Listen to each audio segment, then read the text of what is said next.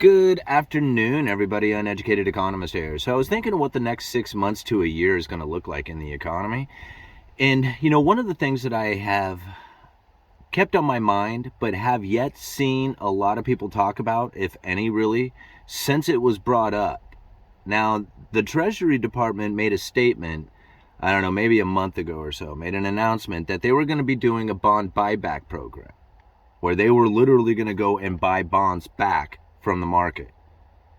Now, when you think about this is completely crazy to think about when you have so much talk out there about how deep the government is going into debt.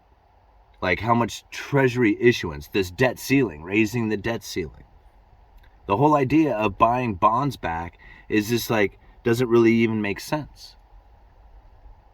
But yet this is what the Treasury has made an announcement about that they're going to do next year. Now, I got to thinking about that. I was like, why would they make this statement about what they are going to do with bonds next year?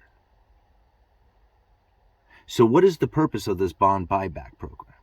That's the real question. Because if you go and you read from the Treasury itself, this is to make sure that there's liquidity in the market.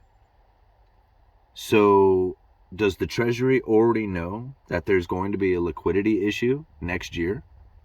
And they're making this statement, hey, we are planning to do a bond buyback program, so don't worry about whether or not there's going to be liquidity in the market, because we're going to step up and we're going to make sure that there's plenty of liquidity to buy back bonds. So if there's any issue with, somebody worried about whether or not they're going to be able to sell their bond, the Treasury will be there. I mean, is that the real purpose behind it all? I think about that. I made this statement before and I was wrong.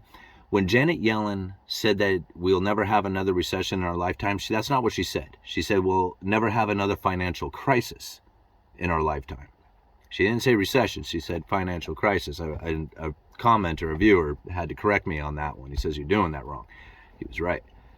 So it's not a recession that we won't experience. We will experience recessions. What she was saying is that we won't experience another financial crisis. See, they already know what they're going to do about the next liquidity crunch. They already made the statement about it, and everybody went hush about it after they made the statement. Nobody talks about it anymore. See, the next time we start rolling into this liquidity crisis issue, you're going to hear all kinds of people start to light up about it, saying, oh man, they're making a mistake. They don't know what they're doing, right? They already know. They know it's coming. They already made the statement about it and what they plan on doing, right? So this is really where I think a lot of people they miss it. They miss the strategy that's coming from the Federal Reserve. They miss the strategy that's coming from the Treasury. When you think about how it is that they know there's going to be bank failures. They knew it. They knew it was coming. Now, nobody knew exactly what they were going to do to try and save those banks.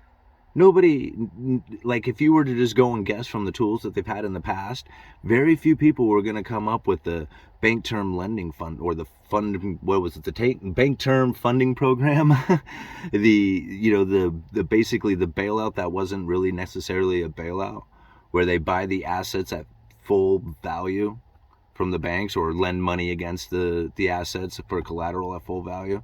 This was a system that not a lot of people were aware of. I didn't know. I follow a lot of stuff coming from the Federal Reserve. I didn't hear about that until the day that they launched it.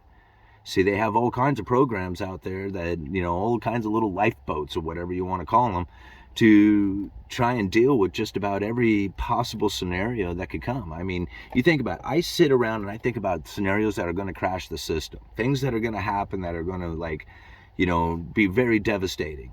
And if I can come up with a scenario that's going to come down, then I'm sure the Federal Reserve has thought of it too, right? I mean, they got 150 economists up there. Not every single one of them is dumb as hell, right? I mean, I'm sure that if I could think of it, they've thought of it. And when I think about a lot of people, how they look at the Federal Reserve and they just blame the hell out of Jerome Powell. And they point the finger at him and they say, it's your fault, man. I mean, if we got rid of Jerome Powell, if Jerome Powell wasn't there, we fired Jerome Powell, what difference would that make? You know, there's 12 people on the FOMC, right? The FOMC is the Federal Open Market Committee. I mean, they're the ones who are voting on monetary policy. Jerome Powell is nothing more than a spokesperson for that group. He was the one who says this is what monetary policy is, right? But he's not the one who made that monetary policy decision. That came from the FOMC. And hardly anybody even talks about that or even knows who they are. You know? I mean, and they're constantly changing. Not constantly, but they change a lot. You know, there's always different voting members. You know, this is the things that we have to understand, is that the Fed's strategy is something that is not an individual's strategy, right? This is the strategy of a group of people, right? This is a higher elitist group. And I'm not trying to say that they are some kind of super brainiac elite people. They have just figured out how to control the system in this fashion. And control is really just an illusion. It's because we're simply allowing it to happen. You know, we don't have to go by the system. We just don't know anything else, or most of the people just don't know anything else, so they just go along with it. It's all voluntary, you know. And that's what's really, like, a lot of people miss. So when I look at things like this statement that they made about buying bonds into the future, like, they already know that there's going to be an issue coming. So when it happens and people are starting to flip out and they're taking their strategy on this idea that they're screwed up or that they failed, no, man, they know what's coming. They already said it. Even, you know, mainstream media even covered it, but nobody talks about it. Nobody takes it in as far as the strategy goes. I mean, I guess maybe some people do talk about maybe when the Treasury starts to do their bond buyback program, but right now all they're talking about is how they're going to start issuing overnight debt, where they're literally issuing bonds to be due the next day, overnight, like immediately cash. We need cash today, now, lots of it, right? And so they're going to start selling one day Treasury bonds. I forget what they call it, cash management, something. I forget. There's a term for it. But this is how they're going to get the short-term funding that they need in order to, you know, keep issuing out the checks and rolling with government, since the debt ceiling pretty much drained all their capabilities. So this is how they're going to basically deal with it for the short term. And so you're going to hear about all this bond issuance, but nobody's going to be talking about the bond buyback program that's going to be taking place next year when the liquidity issues start to take place. That's going to be the real, you know, nightmare for a lot of people, is what is it they're going to do in order to, like, see, the problem with it is that the U.S. Treasuries are the most liquid asset in the entire world. So if you're holding a U.S. Treasury, you are basically holding cash.